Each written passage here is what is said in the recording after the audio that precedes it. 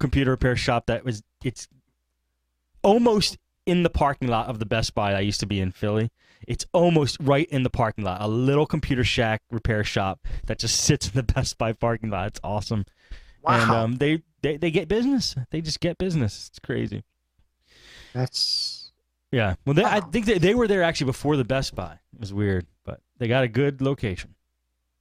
Hey, real quick, Mhm. while you're talking about Best Buy, I've had a customer recently, two customers recently come in here. One of them had a bad power jack, Steve, and a little center plastic pin, the center plastic, piece of the inside power jack snapped off. You got those two little wires? Yes. Okay. Best Buy told them that it couldn't be repaired. They need a new computer. Now, that's one example, which they brought it to me and I fixed it. Here's another example. Hardly a year-old laptop came in. They said they just left Geek Squad. They called me on the phone and said they're leaving Geek Squad. Geek Squad told them to replace their screen, it was going to be $600, and they're going to have to ship it off. So it'll be 2 weeks. $600 to replace a screen. They brought it to me, and I fixed it in under 45 minutes. They had the screen?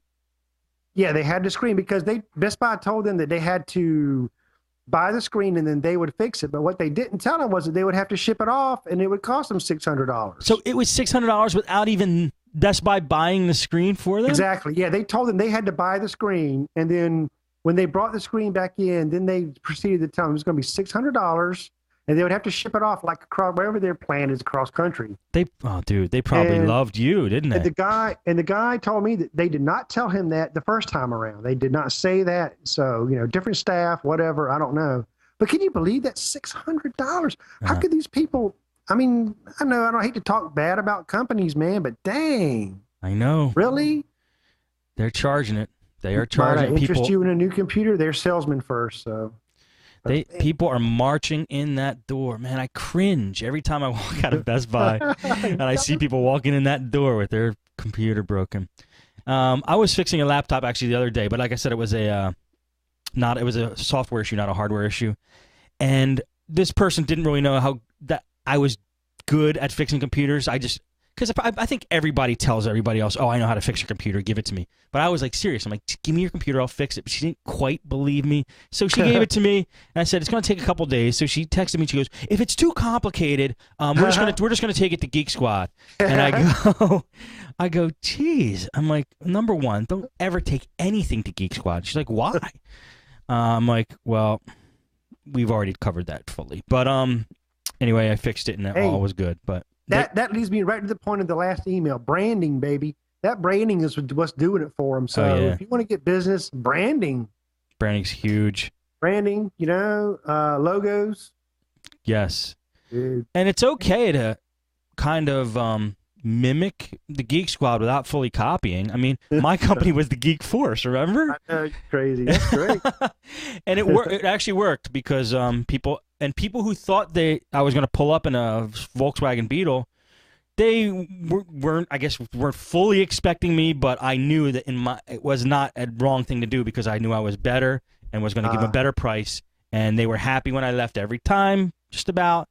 So it was okay. But that whole image of the glasses, the tie, anybody could do that. I mean, and they don't have to call themselves the Geek Squad, but people are starting to recognize that as like the iconic computer fixer uniform. So it's okay to, have your own set like that, I think. So maybe you could call your company the Geek Squid. Maybe, yeah. I was actually I was going to call mine Aardvark Computers just because it has two A's in the word at the very beginning, so I would put myself at the top of all the lists. Yeah. I didn't go with that, but that was one of my suggestions. It's like that commercial. Welcome to A auto repairs. Really? That's awesome. I never saw that. All right, this last one is from Cameron. He says, "A big thanks to all your podcasts. There's a wealth of knowledge, and I thought I would pass on a little tool. Oh, they are a wealth of knowledge. Well, thank you, Cameron.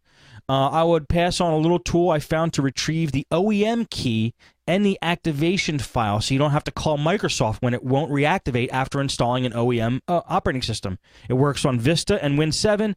It's so simple to use and portable. The activation file is the key to getting it reactivated. Credit has to go to Brian Mathis, who created this tool called ABR, Activation, Backup, and Restore. And he gives me a time. Oh, it's at directedge.us. I have not gone to the site. Directedge.us. I'm going there now. And the tool is what I said it was. And it looks like it's in beta with Windows 7 support. Cool. I'm assuming it's free. That's pretty awesome.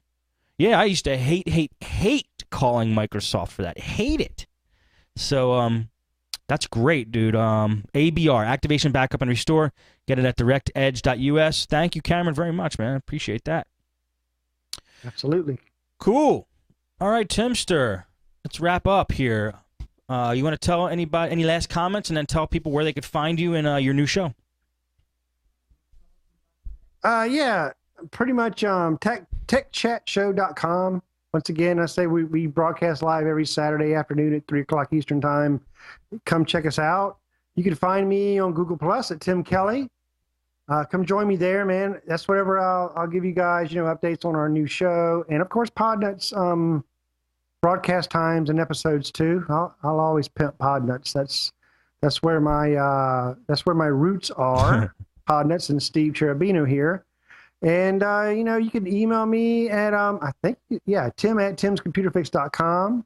And my website is timscomputerfix.com. So you can go there and check me out. Email me if you need to. And maybe he'll get back to you. All right. Thanks, Tim.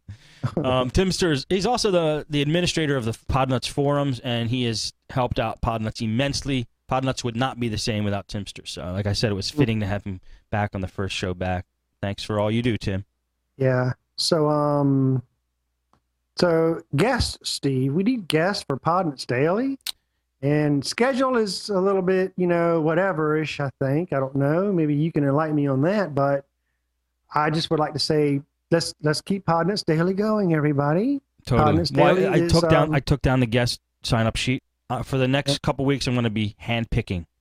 I think that we have a lot of people who have originated want to come on. I'm going to get them on first, and then we're going to start lining people up. I want to create probably a wiki again, like we did early in the days of Podnutz to get people to sign up. It's just an easier way of signing up. So I will fully enlighten everybody on that once it's But you get back in your stride again, and all that good stuff. Back in the stride. As far as the time for Podnutz Daily, if you want to watch live, we may shift it to after Podnutz Pro. I want to talk to those guys. It's up in the air. The Pacific Coast guys may fully like that. The East Coast guys may not like that. I don't know. We'll see what happens. And like I said, I'll keep you guys posted. But the schedule is podnutz.com/schedule. That's the schedule for the live shows as of right now. So if there's any changes, that's where it will be posted. Any more enlightening needed on it, Tim? No, I would think, Steve, that if anybody wanted to be a guest, just to email you, contact you. Totally. Just send me an email at mail@podnutz.com. And, for now, until we get things straightened out on schedules and sign-up sheets and all that. Yes, and I'm going to put you through a rigorous screening process, so fully expect that. There's a 200-question questionnaire, so I could find out all of your personality traits and to see if you... No, I'm just kidding. Oh, there goes there. It's all totally you want to come on? Okay, sure, most of the time. So but you have to have some type of credentials, like at least I have to see a website or something. But yeah, totally email me at mail@podnutz.com. Even if you just want to send an email to the show, mail@podnutz.com. We need voicemails too. Thanks, Tim, for actually getting me on this train of thought. Call 7076-PODNUT on a regular phone. Send us a voicemail, and we will play that on the show as well. So a lot of the guys who have come on as guests on the show started out sending emails and voicemails, guys. I can't tell you how many email or voicemails we got from Door to Door Geek before he came on the show, and then just blew up into this household name now. Everybody test yourself on voicemails. That's a good test. Yeah. Put your voice out there. I mean, we've even had guys record their voices and edit it, and then put it on the voicemail line. You know, so you can even do that. Totally. Whatever you want, we are open. I'm glad you're back, Steve. I'm glad Podnutz is back. Thank you, Tim. I'm glad that you helped me out with this first show back. So thank you.